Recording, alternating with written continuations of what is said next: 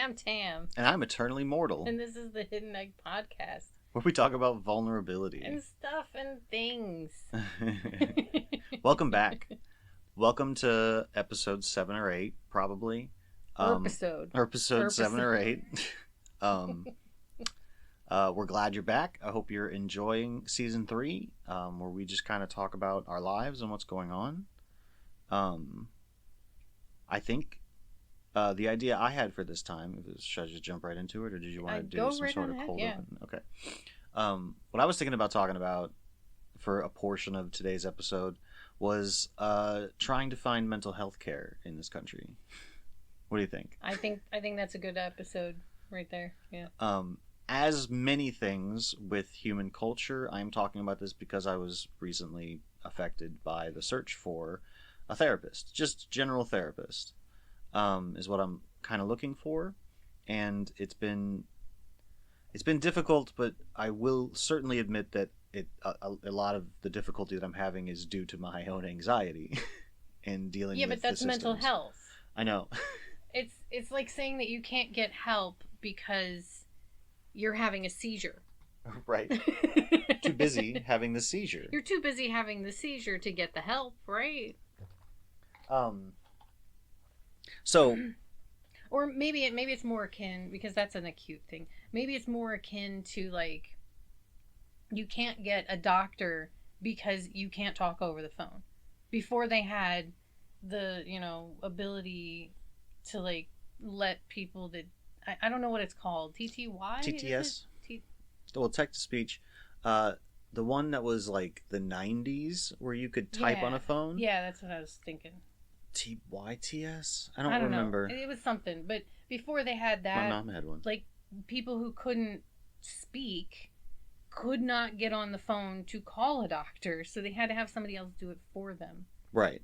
And God forbid they lived alone, because then they'd never get any help. So they were like just shut in. I don't know what word I'm going for. Shunted off to the side. Shunted. There you go. Shunted off to the side. I don't know why I couldn't think of the word. It's not a word used in everyday speech. And yeah, it kind of seems like that is happening with mental health today. Kind of. What I'm picking up is that society is moving towards normalizing mental health, at least in this country. I can only speak for the experiences that I have, and I don't live in any other country. Right. And I live in a specific portion of this country, to be honest, as we all do. This is going great. I love this. This is amazing.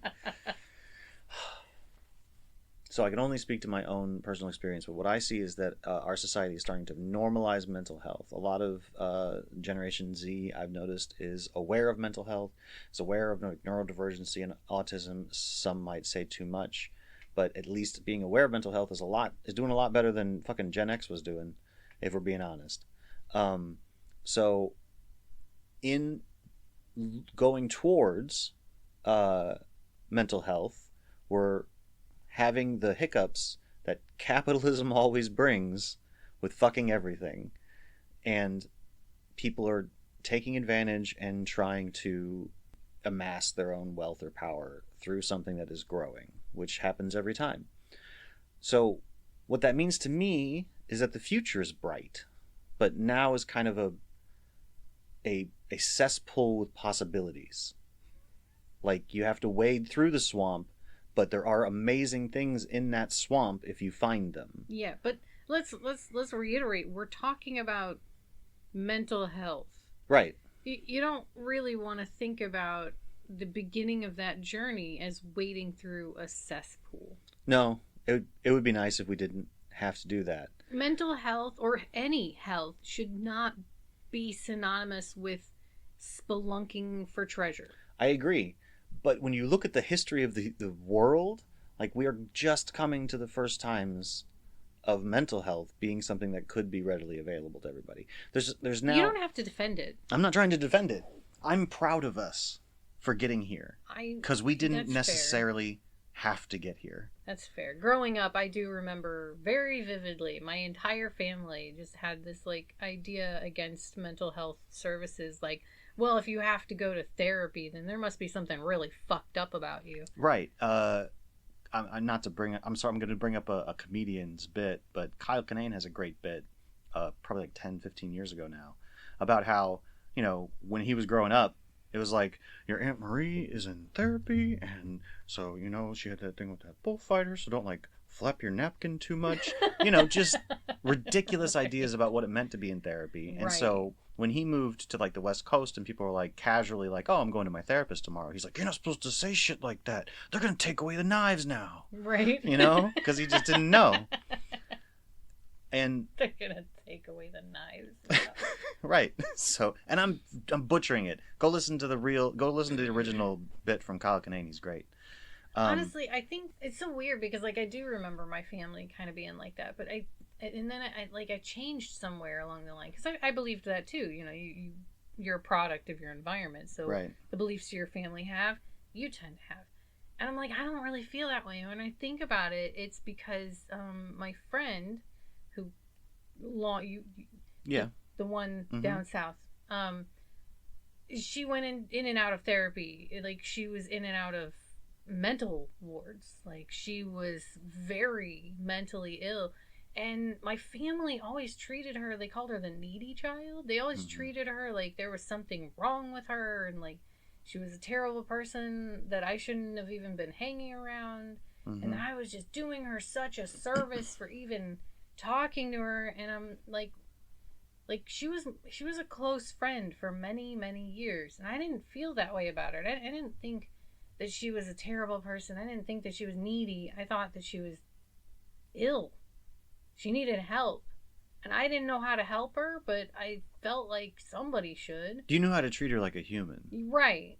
Yeah. That was it. Exactly. And that was above and beyond at the time. At the time, right. And it's still kind of above and beyond. It depends on where you go. Circles. There's a lot of circles right now that mental health is a very important part of, and like those circles can't even imagine other circles that shit on mental health continuously to this day. Yeah, mainly white supremacist circles. I personally believe that we should be born, like when you're born, you're like automatically supposed to have a primary care physician within like certain amount of days assigned to that baby. I feel like that should also be true for mental health. Right. Absolutely. Or at least the mental health should be a part of that process. Yeah. The primary care physician should already have contacts within mental health to be able to immediately refer you to mental health. Maybe they do, but I feel like it's not enough. Like I think part of me feels like parents have too much say over whether or not a child gets mental health. And that's kind of my point with like, if the parents don't get to have a say on whether or not the child has an actual doctor, regardless of what the doctor, how the doctor goes about treating things, there's like anti-medicine doctors that you can put as your Christian Scientists, yeah. But there's no rules or regulations about even considering mental health, even the woo-woo kind. Yeah. So like I feel like it's a wild west as far as mental health is concerned, because even our most vulnerable children don't have any representation for mental health being a part of their lives. Absolutely. And I think it's necessary. I really do I'm starting to think that it's kind of necessary. Like everybody I think should have a therapist that they can talk to once, twice, 4 times a month to be able to just have someone that you can talk to without expectation or judgment. I feel like it also kind of teaches you a little bit about how to use your brain. Yeah. Not like how to be smart about it, but like how your brain actually works. Right. It's self-reflection. It's learning about yourself. Right. And a lot of people are afraid to learn about themselves, although they mask that with anger towards anybody that starts to poke at who they are. Right. I notice that all the time because I am poking at myself constantly. And when I poke at myself to people that don't know me super well, but know me a little bit, then they immediately get self-conscious. Like, I'm going to start poking at them. Or that they're supposed to start poking at themselves. And, like, I get it. It can be uncomfortable sometimes. And we're all triggered by various things. Is that why I'm so off-putting?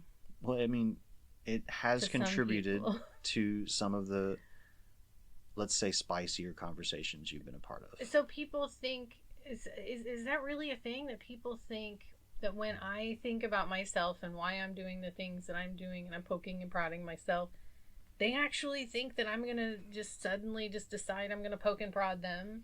Well, to be fair, when you were younger, you did do a lot of poking and I prodding did. at others. But yes, But when I think about it, like, not the people that used to know me, because they, you know, they could just be traumatized by the past, but new people, like, hmm how narcissistic do you have to be to think that I'm going to put the same level of attention and detail and energy into you that I put into myself? I feel like narcissistic is a little extreme in Come that on, though. situation, Like, because really think about it. what it is, it's a level of narcissism certainly, but what it really is competition. It's the constant idea of competition that white America has.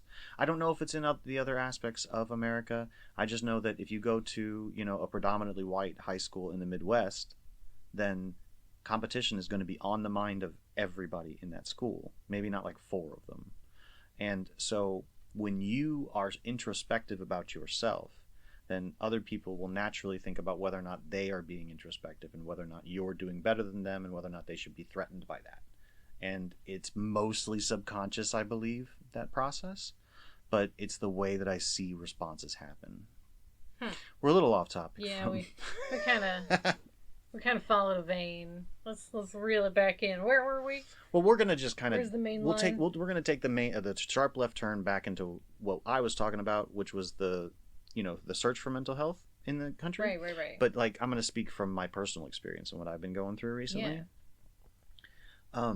Because I have, and I know that I'm pretty sure that I've talked about it on the podcast before, but I have a bit of a problem with searching for help for myself. Giving to myself in a positive way is very, very difficult for me in a way that I don't know quite how to explain to where it makes sense to everybody. It kind of comes out differently every time I explain it, so it's weird to try and explain. But so I made a rule that I needed to provide for the mental health of my family here at the house before I was allowed to even consider mental health for myself. Right.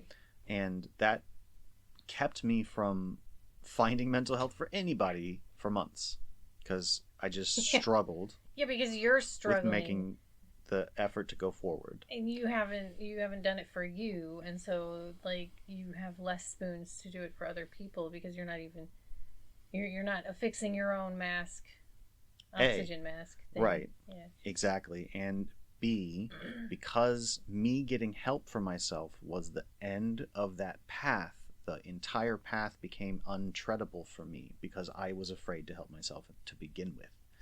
So if my reward for doing something is something that I'm afraid of, then I'm not gonna do the thing. What's the incentive to do it? Yeah. So I learned something about myself that seems pretty obvious. Maybe I should have already known, but it's still nice to learn. I find a lot of the things that I learn about myself seem like they should have been obvious. Yeah. The thing is doing the thing. So I struggled for months, and we have a health advocate. I think that term is probably becoming a common enough term that people know what we're talking about when I say health advocate. But yeah, apparently the people who have government insurance, the government insurance stuff, they tend to have a health advocate. So at the very least, if you don't have a health advocate, maybe that means you're rich enough to not need one. I don't know, but I feel like wealthier insurances have that too, so it's most of them do. Common. I mean, and our insurance, the insurance that I get through my work, has a health advocate as well. They seem to struggle with mental health, finding mental health people. We went they for them. They weren't great at dentists either. We went through them about 4 to 6 times to get names. You get 2 names each time you ask them, and the names that we got were not always within the boundaries that we were requesting. And so I went back to my old method from years ago, where I would just go to my insurance, go to find me a provider within my insurance and say mental health, and then just get the list. And so I got 108 lines of data. I would say names, but there were not 108 names in those 108 lines of data. There were 66 names in those lines of data. Some of those were businesses. And within those lines of data, there were 36 phone numbers and 33 addresses. Why do you need to remember all of these numbers? I'm just a numbers guy. So the point is that when I compiled that data, when I looked through it, I found that there were about 3 or 4 facilities in our area that have a number of therapists and psychologists and psychiatrists working for them, And there were and, some that were and like about individuals. a dozen to 18 individuals. Right. And that's just based on the parameters of my search. I'm sure if I had parametered it otherwise, I would have gotten different names, I wonder possibly. if the health advocate has any of those like search They do abilities. exactly what I do. They do exactly what I do. Okay, well, see, here's the thing. Like, I don't know what they're doing for those 2 days that it takes them to come back to me with 2 numbers, but the I just want to say the dentist thing I had to have them do twice, and only one out of the 4 didn't have an appointment in April or later. Right. Finding available appointments soon. Both was times beyond when I them. called, I was like, I want an appointment within the next month or two. I'm having like I had active difficulties with my teeth, and I'm like, I don't have a current dentist. I need one, but like this is what I'm doing to get one. So, and 2 of them were in April, one was in May, one was like it said maybe in January, and I was like, okay, January is doable. I can Yep. figure out how to make it to then. I Thankfully, the place itself had emergency time slots available. So when I called, they were like, "Yeah, we can get you in tomorrow." And I'm like, "Whoa!" I bet if you had called any of those other 3 places, they would have had the same situation, which means that the health advocate did not ask that question. Right? They're not, or they're asking the wrong question. I don't Yeah. know. One way or the other. No, they're not really doing their job. So I don't particularly like to point at individuals and say they're doing bad, but I do want to say that I think that the way that the health advocate for at least our insurance is being run, it's not great. I think it could be better, and honestly, now I want to work there because I think I could do that job so well. But I think I could do anything so well when I think about it in a moment. True. So health advocate failed me from my perspective. No shade. It's difficult to look for a therapist. I know. I did it for years. Right. Um, Yeah, because you did this stuff before we even knew there was a health advocate. like 5 or 6 years ago. And for For Kai, well, like, they've said their name and everything and linked themselves to us, so we can use that name, right? well, I don't know that I'm going to, honestly. Like, I'll probably I'm let pretty that sure that alone. I asked them and they said that it was okay to use Kai. Okay, well, sure. But yes, I for multiple members of our family, I did do a deep dive search and found some pretty decent people that have helped us out in certain regards. Right. Probably not perfect fits, but it's difficult to find therapists. Which is kind of the point. This restart of mine happened a couple of weeks ago, and it was off of the back of what I consider to be a pretty bad fail for the therapy community at large in our area. I went to a facility Oh yeah. and did a intake exam that took 3 to 4 hours, and at the end of it I was told that You actually talked with somebody too, right? Like you I talked with divulged- multiple people, and I you divulged a lot. A lot of information. I cried multiple times. Yeah. And they at the end of it, they said that one of the higher ups of the facility had noticed my information, and then they were going to transfer me to a different facility that was a little bit closer to my home address. And the eventual justification that took me weeks to get was because the type of therapy that they were recommending was some sort of a personalized coach that would be more accessible if it was nearby. The sad part was that the facility that they referred me to only takes government insurance, and I have private insurance through my employer, which means that either the 2 facilities are not communicating super well, or they completely misread my information. But it doesn't matter whether they misread my information, because if the 2 facilities are not communicating so well, why did they shunt me off? And why can't I get an answer as to why they shunted me off? Maybe they didn't like my information. Maybe they saw that I was depressed and anxious, and they were like, well, I don't want to help this guy. I actually would think that like maybe it was like an ex or something of yours, or somebody that for whatever reason, just didn't like you specifically, personally, from your past. In the midst of all of this, one of the times I called the second facility that only takes government insurance. I wish I could name them to make it easier, but I'm just not going to dox anything because I'm just uncomfortable with that kind of thing. But the second facility, in the midst of that, I called them for the second or third time for them to again verify that they would not be able to help me, and I told them that it seemed like maybe I didn't deserve to get mental help. Wait, what? I was talking to one of the ladies for the second facility, and I said out loud to her, oh, yeah, that's right, because of how I felt in that moment, because I was completely drowning in hopelessness, that maybe the universe was telling me that I didn't deserve to get mental help. Right. I think that's a really passive-aggressive thing to do to somebody. I'm not happy with me doing it. It's a desperation thing. And like, you know how many people have those thoughts, and maybe they don't say them out loud to the people on the other end, but like, this kind of scenario where you're trying to get help and you are just unable to get help, it is really easy in a mentally ill state of mind to be like, well, I guess I just don't deserve it. The universe has blocked it off. I'm just not allowed.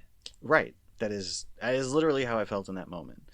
I understand that saying that is still a little problematic, but I'm working on it. Shows that you obviously have a need to talk to a therapist, right? So the lady that I was talking to was like shook by hearing that, and was immediately put on the kid gloves and was immediately like, oh my God, like our facility can't help you. I'm so sorry. You definitely deserve mental help. And that other facility that she named directly is not good for what they've done to you so far. Like, I got all that from her. I got empathy from her. And that's great, but that's not a therapist. Yeah, and it's one thing, like, it's totally great that you were able to get a person that was empathizing with you, and a lot of people don't get that. However, you weren't looking for a person to empathize with you. You were looking at two organizations shunting you. Yeah. Mm-hmm. Telling you we can't no. help you. Mm-hmm. Or we won't help you. When you're looking at them, because they end up becoming kind of monolithic in that sense, because they're groups of people. Well, because I'm just a little guy looking up at them, terrified. So that one woman on the other line is like a mountain goat on a giant range of mountains. Right. Trying to tell you that, oh, well, you deserve to scale a mountain, just not this one. Mm-hmm. But then you're like, where do I go? Where else I'm here? No, she, well, regardless, she wanted to help. She really did, but there was just very little help that she could offer that I was looking for at the time. Yeah. Anyway, to wrap up the story, with, I'm not going to say a happy ending, but at least a more hopeful current step that we're in. I did get up the motivation to call one of those 12 or 18 individuals a couple of days ago and left a message. And her voicemail specifically said that she would be trying to get back to anybody that leaves a message within 48 hours. And if you do not get a response within 48 hours, feel free to call back again. So do that. So that's, I feel like that's nice, that lets me feel like I have a little bit more autonomy in the situation. Yeah. So I think that's a wonderful suggestion, and that already gives me a good feeling. Not just that, but if you're somebody like me, that you're like, oh my God, it's been 24 hours and they haven't called me back. And then you get to like hour 48 and you're like, I'm going to call them. Should I call them? I'm going to call them. But maybe I'm like, the anxiety level of thinking about what it means about you as a person to be calling back, taken care of. Yep. They've already told you, do this. Yep. And if 48 hours passes and you're too busy to call them back, totally fine. Call them back on hour, 72, whatever. I'm actually probably going to wait until like Monday of next week. So that way, I give it a little bit more than 48 hours. But it gives me the ability to be confident in that decision. And right. I feel great about that. Yeah. So I'm looking forward to meeting this therapist. Maybe she'll be a good fit. We'll see. I did also want to real quickly touch on I'm not really sure whether we should touch on like how much our friend recently went through with trying to get a specialized form of mental health care and the insurance not covering it and being out of pocket by an enormous amount for getting the type of help that our friend needed. And that story ended up resolving well eventually too, because our friend talked to a somebody within the insurance company that was understanding and Right. helped. Yeah. And that's great and wonderful, but how that's much? not always going to happen. How many conversations did she have to have in order for that person to come about? Like, I don't know. I don't know how much she had to go through, but I can imagine it probably wasn't easy. Yeah, we know that she went through a lot to get to that point. We don't know the number or anything. We don't know the number. But we also know that that is not an isolated case. That is all over. That is all over. That insurance doesn't want to pay for what they're supposed to be there for. It's like insurance companies and individuals have a completely different idea of what an insurance company is. Because we are required in a lot of ways to have insurance, and not just because it's the law to have insurance, but also because if something were to happen, we'd be fucked without insurance. Yep. Our complete and total livelihood and lives would be over without insurance. But then insurance sees themselves as trying to weed out scammers, I guess? Is that why they don't want to pay stuff? Because they assume people are trying to take advantage? And it's like, no. People just need help. I'm sure that there's people that are trying to take advantage. Don't get me wrong. Insurance fraud exists as a crime. Sure. Yeah, but most of the time, insurance fraud exists as a way of paying for an actual treatment that somebody actually needs. Well, I haven't looked at the data. I'm sure that both things exist. Absolutely. People have committed insurance fraud to pay for life-saving medications and surgeries and stuff. Absolutely. I totally agree with that. But there's also bad actors out there, I'm sure. Like I said before, everybody takes advantage. Or not everybody. There's always going to be, in everything, people that try and take advantage. And it's when a system is kind of old and established that you can have less people taking advantage. And that's not even always true, because their corruption and rot happens from the inside too. Anyway, I just wanted to kind of touch base, because that's probably something that people have gone through, is trying to get insurance for specific. And I also was potentially wanting to know if you would be willing to talk about EMDR at all. Yeah, I was actually going to say, do you remember, I want to say it was like over 2 years ago, when I first went to see the EMDR lady. There was, after the initial visit, I felt really good about it, and I was like, well, I'll keep her on hand. I don't know if EMDR is what I want to go with right now, because I wanted to try to do talk therapy, because I felt like there was something invisible underneath that I didn't know what it was. Mm-hmm. And I wanted to find out what it was first. But then after that, the insurance code ended up being wrong somehow, and then she ended up charging me like $100 or something for the visit, where I was only expecting like $25 for the copay. Mm-hmm. And we got that worked out, but the amount of anxiety that happened as a result of just inputting the code incorrectly and overcharging me, and then all that hullabaloo, I was like, I don't know if I ever want to see her again. Right. I remember that. I did. She's who I'm working with now. But I legitimately was like, I don't know if I'm ever going to be able to come back here. I was just mortified. Just the level of anxiety that I had about that one thing going wrong. Right. Mm-hmm. And especially when it's about anxiety that you're going to the therapist about, like, I feel like all of these I's being dotted and T's being crossed, like, why are they making it so much more difficult than it needs to be? Yeah. So, I guess we'll... One moment, please. And we're back. Momentary family thing. So, yeah. What was I saying? Oh, the EMDR thing. Yeah. So, yeah, I did eventually, like, I went through almost 2 years of regular talk therapy with a different therapist that I, oddly enough, got through you. And then I came to terms with, like, the hidden underbelly of all of my anxiety stuff. and was like, well, none of this talking seems to be doing anything. Let's do some other stuff. And then I tried to do medication, which did not work out very well. Probably not because of medication as a treatment plan, but because of the specific treatment plan that was given to me. And I'm just a little gun shy to try it out again. That might become its own episode someday. Yeah, and then I decided, well, while I was on the Xanax, I was like, this would be a good place to start EMDR from. Excuse me. And so I started, getting the ball rolling to do EMDR, because I don't believe that for me that medication alone is going to help my problems. I feel most people, when they're dealing with like anxiety or depression, medication is a facilitator to help, not the end of the line for the treatment. Right.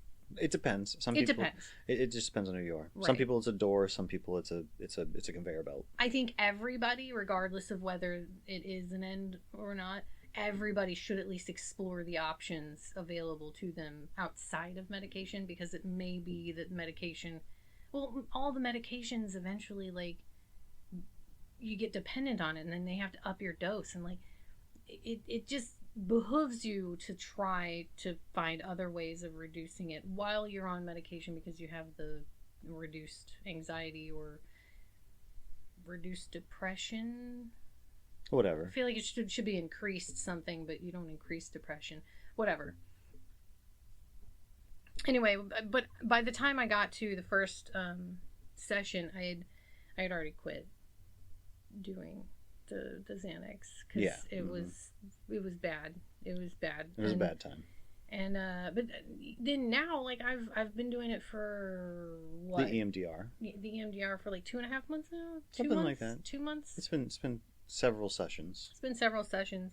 We've gone through, I think, about 5 different issues currently. And not to say that I've resolved those 5 different issues, but that we've tackled them at least once. Mm-hmm. Each one of them, we may need to double back and do them multiple times. Sure. Do you want to give a brief, like, layman's description of what EMDR is? So, it's, I don't remember what eye movement desensitization reprogramming is what it stands for. Basically, it utilizes there's like this hack.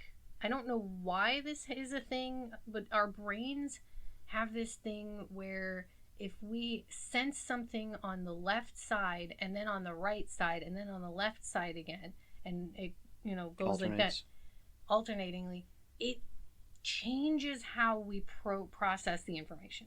Okay. So EMDR, it started with just moving the hand.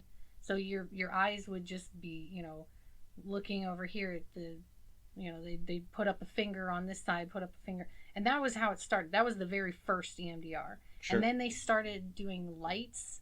So they'd put a light over here and a light over here. Now my EMDR lady does vibration-y devices. So I have these tiny little things that vibrate in my hand, and it goes off. So she doesn't even have to put in anything. Yeah. She does stuff, but she can focus more on the therapy part of it. Well, yeah. And less on the mechanics of it. Right. That's what I meant. But yeah. I mean, she was doing nothing. Right. Well, I have to clarify that, because it is a very common thing, and I questioned it too, to wonder, do you need the therapist to do this? Like, can't I just do this to myself? And at first I was like, this sounds like something that I could do myself. I could just buy a thing to do that. The more I go through the sessions, the more I realize what she actually does.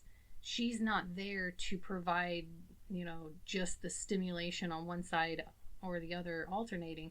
She's there to listen to where my mind goes during those processes, because that's what's happening. Is she'll tell me to focus on a thing, mm-hmm. and focus on a feeling in my body that the emotions are creating, and then see where it goes. And then I tell her what comes up, and her job is to find out of that dirt that I give her the gem that we need to start following. So she's walking through a swamp too. Right. She basically, that is what's happening. She's like holding my hand, walking through the swamp of my bullshit, helping me to find the exit. Nice. Or helping me to clean it up so that it's not a swamp anymore. I don't know, whatever metaphor you want with it. Can I ask you a question or two? Yeah. Was it originally scary knowing that you were going to have to kind of dive into some of your trauma for this therapy? No, it wasn't. But it was scary to start over with a new therapist. Yeah, I can understand that. However, now that I've done some of these, it's actually scarier now because I know what we're gonna do, and I've done it just enough to have a healthy respect for what we're basically doing to my brain behind the scenes, but not enough to where it's old hat. Sure. So I'm kind of in the point where like now I'm like I still go and I'm still excited to overcome these issues, but I'm still like, oh, this is gonna hurt. Right. I wanted to ask because I was in a Twitch stream a week or so ago, and one of the regulars in that Twitch stream was talking about how they were just about to leave for their first EMDR session, and they were scared because I don't know if the way that it was described to them made it sound scary, or they just were nervous about a new process or new therapist or whatever it was. Right. And I was able to, in that moment, be like, oh, well, I've heard of that, and it has helped people that I know and care about. So, best of luck. And the streamer was like, what is it? What is it? Tell me what it is. And that person looked it up on Wikipedia or something. And I was like, from what I understand, it's basically kind of deep diving into your traumas while using sensations to kind of rewrite your brain to go away from trauma in the triggering moments. Yeah. And, so you remember that game? I know, right? No, that game. Lighter. That game? Oh. What was that game? You know exactly what I'm talking about from that. Yeah. Yeah. Where they like deep dive into the girl's psyche to come up with magic spells. Right. Mm-hmm. I don't remember what the name of it was, but shout out if you know it. If you contact me with the information, I'll mention you on the next podcast or something. Just for some hints for people, it's an anime JRPG that had a little bit of an interesting fighting mechanic where there was like I think just one dude that did like regular fighting and then a girl behind him that had magic. Yeah. And it was interesting. Yeah, it was really fun, and I need to get back into it to finish the game. There was a few very meme-worthy moments that we laughed at endlessly. I can't remember most of them, but some of the music was hilarious. We'll start it up with yucky yucky yum. Yeah, the yucky yucky yum. It doesn't actually say that, but that's what it sounds like it's saying. Okay, anyway. Every time. Anyway, so it's kind of like that when they dive into it. When I'm having it happen, it feels like we're going into this world that exists inside of me, where it's like space. Mm-hmm. It's so hard to explain. It's like I'm in the middle of space. There are no stars, but like when I'm following an emotion, images pop up. Mm-hmm.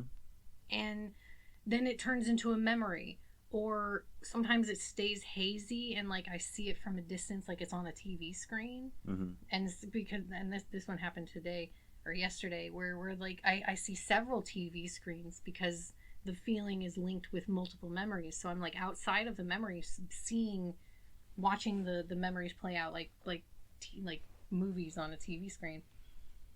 And like sometimes when I'm doing it really well, because the memories are not what we're going for the feelings. Mm-hmm. But when I'm doing it right, not that there's a wrong way to do it, sure. You know what I mean. When I'm really getting into it, when you're in the groove, the pictures stop, and I'm just kind of like, I just end up being kind of thrown around by my own psyche a little bit, mm-hmm. to where like Like there was one time where I felt like I was being suffocated and like pushed up against a wall. And I'm like, I'm in the middle of space. There's no fucking wall to be pushed up against. But inside of your mind, anything happens.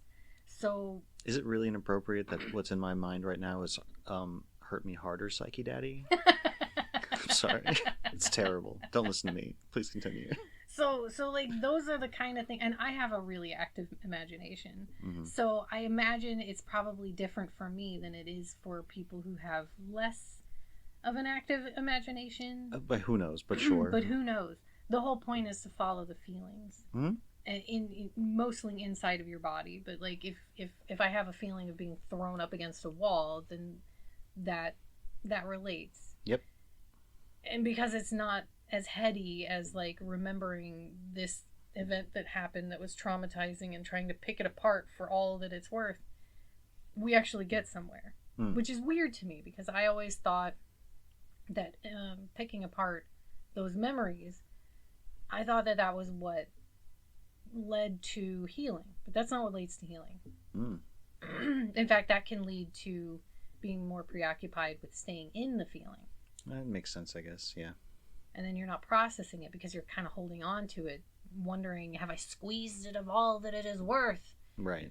When in fact, what you really need to do to process the feelings is to feel the feelings and stop worrying about what happened, what information you need to glean from it, what truths were apparent, and like whose fault it was. Whose fault it was, right. None of that stuff gets you past it. Just feeling it.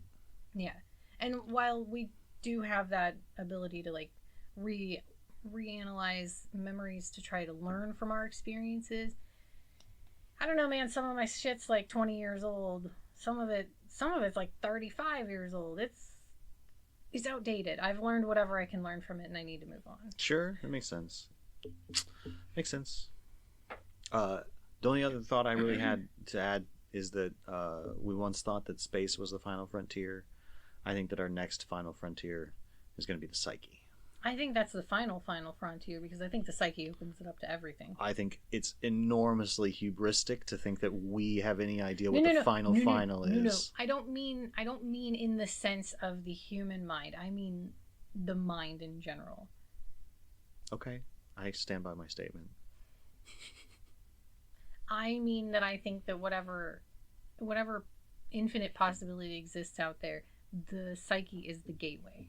Okay. Beyond what we understand and what we can experience here, the last of what we, before we evolve into something else, can reasonably assume that we can attain is going to come from the psyche.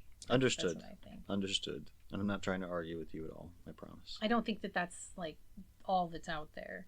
Yeah, I know. But I think there's a limit to what human beings are capable of experiencing and learning, and we will eventually just realize that there is a great deal of information that is beyond this that we will never know.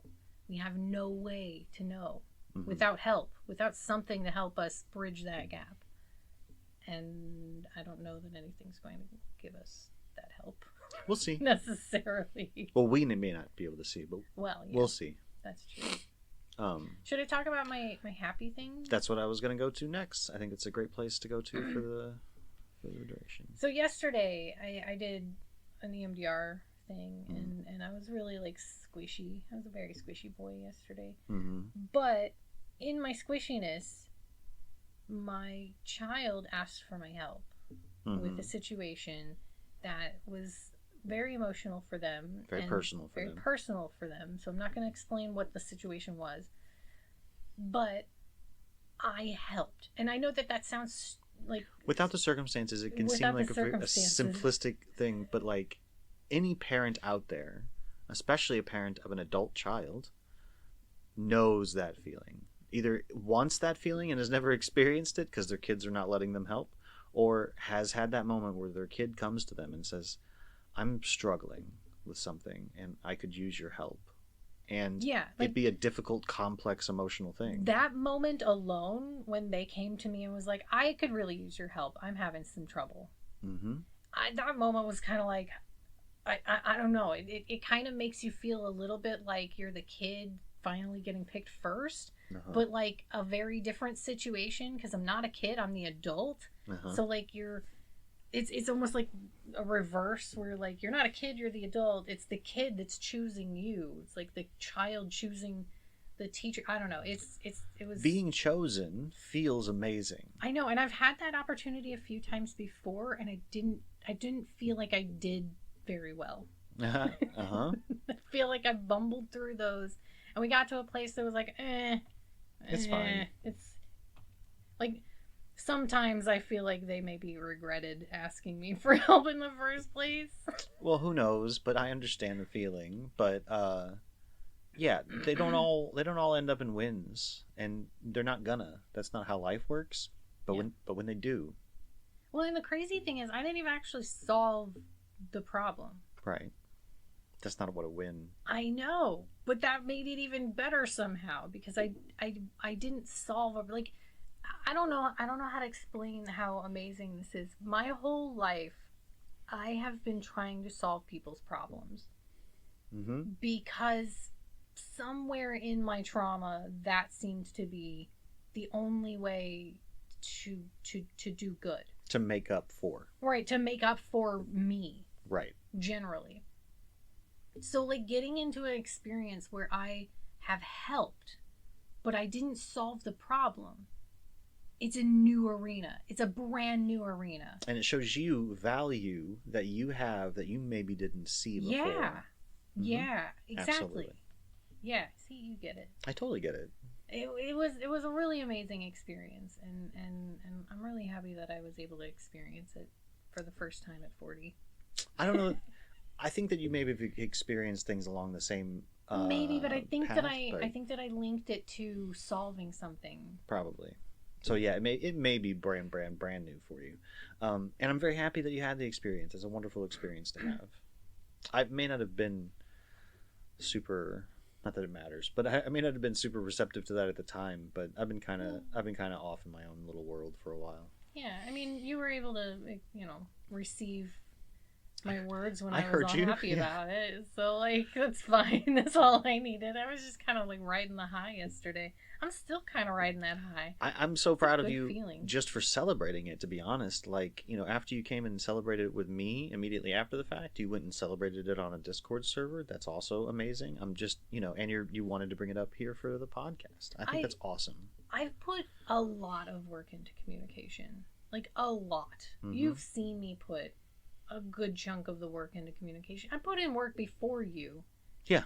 So, like, it's been a good chunk of my life, and this feels like I like how I would imagine going to the Olympics on and winning, the gold or maybe silver because I didn't solve the problem, but like winning top 3 of a competition that you have been training for decades to compete in. Like, that's what I assume, because I don't know, I haven't been there, but I assume it's on that level. Like, that's how I feel. It felt like a culmination. Yes. Yeah. Like, I was like, okay, this is what I've trained for. And like, as I'm doing it, I'm like, okay, I've trained for this. What am I supposed to do? Okay, I do this, and then I do that. And like, then I got to the end, and they both thanked me. And then, like, it was no, you helped. And I'm like, I didn't really solve your problem, but I hope that I helped to figure, what needs to happen, or, helped you to whatever. It was just, it was real good. It was real good. Really good. I want everybody to feel this. I'm going to actually go on that for just a second, because I know already that there's a lot of people, especially of like our age range and slightly older, probably everybody to be honest, that feels like they're not allowed to celebrate their wins, that has celebrated a win in the past and been told not to, that their parents told them, don't tell your friends when you get a new video game because they're going to get jealous and want to play your video game, that their parents said if you get a good grade in school, don't tell your cousins because your cousins are going to be all pissed off because they didn't get a good grade. There's all kinds of ways that we have been forced into competition, and it is, as adults, made it to where we just passively suppress all of our victories and our wins. And I want to tell you, dear listener, celebrate your wins. Mm-hmm. And if someone is an asshole to you for celebrating your win and saying you're being insensitive or something like that, go ahead and listen to what they have to say, but don't squash your win. Right. Because whatever they have to say about it, it's probably more about them than it is about you. Right, absolutely. And, you have this person in front of you and their energy is mingling with yours. And so it's, from my perspective, the passive person that I am, is from my perspective, it's good to, understand and mold to that energy. But when you're alone again, celebrate your win. I should say, because, like, I've been working on that. And like, what helps me is to think about the concept of hear the person talking to you, but like my EMDR lady said, but have like a hazmat suit on. Right. Emotionally. Mm-hmm. You don't have to take their toxins onto yourself. Just because they believe that, you don't need to change their belief. You can just hear them out and just let them vent whatever, because whatever they have, they're going to need to deal with, and that's their problem, not yours. But you don't have to take that belief onto yourself. Right. Exactly. I think that's probably a pretty decent place to go ahead and wrap it up. Yeah. It's been a pretty long episode. We haven't had a 50-minute episode in quite a while. It's a really, really long episode. Mm-hmm. So thank you very much, listeners, for coming along with us. As we say in other times, there's ways to support us. Feel free to look it up. But make sure you're taking care of yourself and your loved ones first. It's always important to take care of yourself before you try and take care of others. Especially during Christmas. Mm-hmm. So thank you very much. I'm Eternally Mortal, and I hope you find smiles this day. I'm the Accidental Monster. You can find us both on medium.com, and follow yourself always.